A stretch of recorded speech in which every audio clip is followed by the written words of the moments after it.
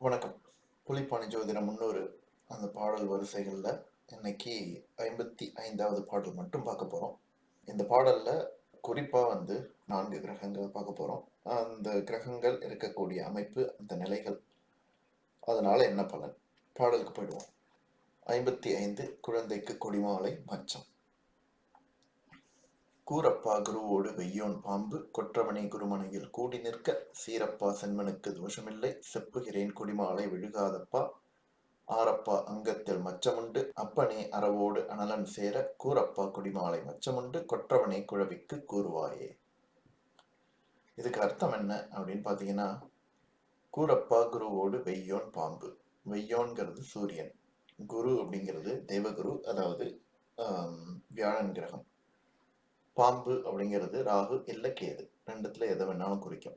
So குருவோடு சூரியனும் ராகு இல்ல கேது, இந்த மூன்றும், அதாவது குரு சூரியன் ராகு, அப்படி இல்லைன்னா குரு சூரியன் கேது, இவங்க இந்த மாதிரி இரண்டு அமைப்புகளும் கொற்றவனை குருமனையில், குருமனை அப்படிங்கிறது தனுசு மீனம் ஆகிய இரண்டு வீடுகள், இங்க ஒன்று கூடி நிற்கும் போது சீரப்பா செண்பனுக்கு தோஷமில்லை செப்புகிறேன் கொடிமாலை விழுகாதப்பா, அந்த மாதிரி ஒரு ஜாதக அமைப்போடு பிறக்கக்கூடிய குழந்தைக்கு கொடிமாலை கழுத்தில் விழாது அப்படின்னு சொல்றார்.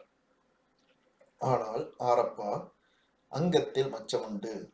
அங்கம் என்பது உடல், உடலில் மச்சம் உண்டு. மச்சம்னா நமக்கு சாதாரணமா மனிதர்களுக்கு இருக்கக்கூடிய மாதிரி சின்ன சின்ன புள்ளிகள் அல்ல. மச்சம் என்பது கொஞ்சம் உடல்ல பெரிய அளவுக்கு ஒரு மச்சம் மாதிரி சில பேருக்கு இருக்கு இல்லையா, அந்த மாதிரி ஒரு மச்சம் ஏற்படுவதற்கான வாய்ப்புகள் இருக்கு. அப்பனே அறவோடு அனலன் சேர, அறவோடு இங்க அரவு அப்படிங்கிறது பாம்புன்னு இங்க சொல்றாரு, இங்க அரவுன்னு சொல்றாரு, ரெண்டுமே ஒரே அர்த்தம் தான். அரவுன்னா பாம்பு, அறவோடு அனலன் அப்படின்னு சொல்றது வெய்யோன், அதுக்கும் அனலனுக்கும் ஒரே அர்த்தம் தான், சூரியன். அரவு அப்படிங்கிறது ராகு இல்ல கேது, அனலன் அப்படிங்கிறது சூரியன், அதாவது சூரியன் ராகு சூரியன் கேது, இவங்க ரெண்டு பேரும் மட்டுமே சேர்ந்திருக்க கொடிமாலை மச்சமும் உண்டு கொற்றவனை குழவிக்கு கூறுவாயே.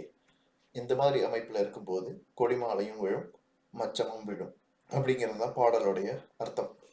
இதுல எனக்கு பர்சனலா என்ன தோணுது அப்படின்னு பாத்தீங்கன்னா, இங்க குருமனையில் கூடி நிற்கன்ட்டு இங்க தெளிவா கொடுத்திருக்காரு. இங்க குருமனையில் அப்படின்ற ஒரு விஷயத்த கொடுக்கல, இருந்தாலும் நான் பொருள் அப்படிதான் எடுக்கிறேன். ஏன்னா இது குருமனைக்காக தான் இங்க சொல்லியிருக்காரு. இங்க அது மாதிரி இருக்கும்போது தோஷம் இல்லை, அப்படி இல்லாம இப்படி நிற்கும்போது தோஷம் விழும், அந்த கொடிமாலை தோஷம் விழும் அப்படிங்கிறது தான் இவர் சொல்லியிருக்காரு. சரிங்களா? சரி, இப்ப பொருள் விளக்கம் நான் எழுதியிருக்கிறேன், வேணா பாஸ் பண்ணி பார்த்துக்கோங்க. குரு சூரியன் ராகு கேது இவர்கள் மூவரும் குருவின் வீடான தனுசு மீனம் ராசியில் நிற்க அந்த ஜாதகனுக்கு கழுத்தில் குடிமாலை விழாது. குடிமாலை கொண்டு பிறக்கும் தோஷம் இல்லை, ஆனால் உடலில் மச்சம் உண்டு என்று கூறு. சூரியனோடு ராகுவோ கேதுவோ குரு இன்றி குரு வீட்டில் சேர குழந்தைக்கு குடிமாலை கழுத்தில் விடும், உடலில் மச்சம் உண்டு. இதுதான் என்னுடைய விளக்கம். இப்ப அடுத்தது நம்ம இந்த ஜோதிட கட்டங்கள் எல்லாம் பார்க்கறதுக்கு முன்னாடி, எந்த மாதிரி அமைப்புங்கிறதுக்கு முன்னாடி ஒரு சில விஷயங்களை நாம தெளிவுபடுத்திப்போம்.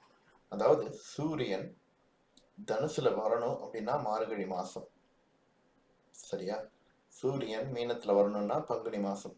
இந்த 2 மாதங்கள்ல தான் சூரியன் குருவோட வீடான தனுசுலையும் மீனத்திலையும் இருக்காரு. சரி, இது வருடத்துக்கு ஒரு முறை வரக்கூடிய நிகழ்வு.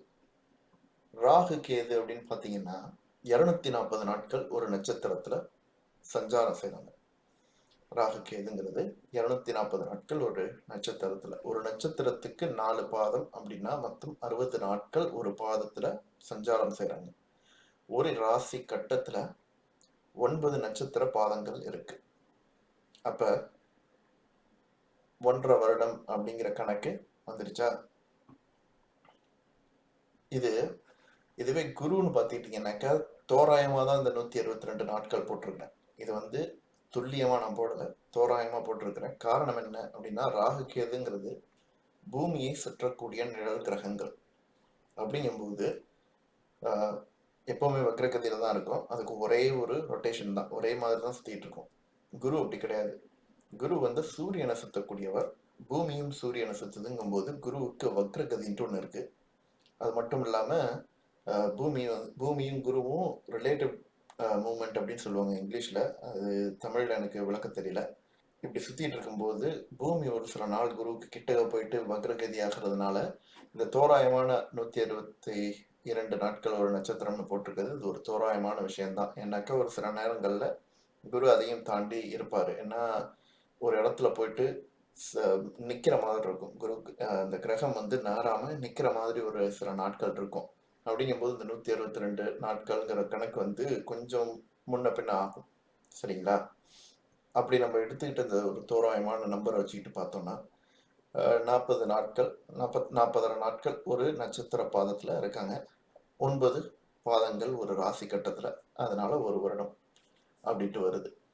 இதுதான் வந்து கிரகங்களின் சஞ்சார நிலைகள். எதற்காக இதை நான் வந்து போடுறேன் அப்படின்னாக்கா இந்த அமைப்பு எப்படி நிகழுது அப்படின்ட்டு நம்ம ராசி கட்டத்தை வச்சு இப்போ பார்க்க போறோம். ஃபர்ஸ்ட் ஈஸியானதை எடுத்துக்குவோம். அதாவது தோஷம் இருக்கக்கூடிய இடத்துல கொடிமாலை கழுத்தில் விழுந்து பிறக்கக்கூடிய அந்த இடத்துல சூரியனும் ராகு கேது இவங்க 9 வருடங்களுக்கு ஒரு முறை வருவாங்க. ஏன்னா கணக்கு முன்னாடியே காமிச்சிட்டேன். 18 வருடங்கள், அதாவது ராகு இந்த ராசி கட்டத்தை சுத்தி வருவதற்கு 18 வருடங்கள். ராகுவோ கேதுவோ இந்த இடத்துக்கு வரணும் அப்படின்னாக்கா இடைப்பட்ட காலம். ராகு இருந்துட்டு அடுத்தது கேது வரணும்னாக்கா 9 வருட காலம் ஆகும். அப்படி இருக்கும்போது சூரியன் வருடத்துக்கு ஒரு முறை இங்க வருவாரு. அந்த 1.5 வருட காலங்கள் கேது இங்கதான் இருக்க போறாரு. அங்க சூரியன் வந்து கிராஸ் பண்ணுவார்.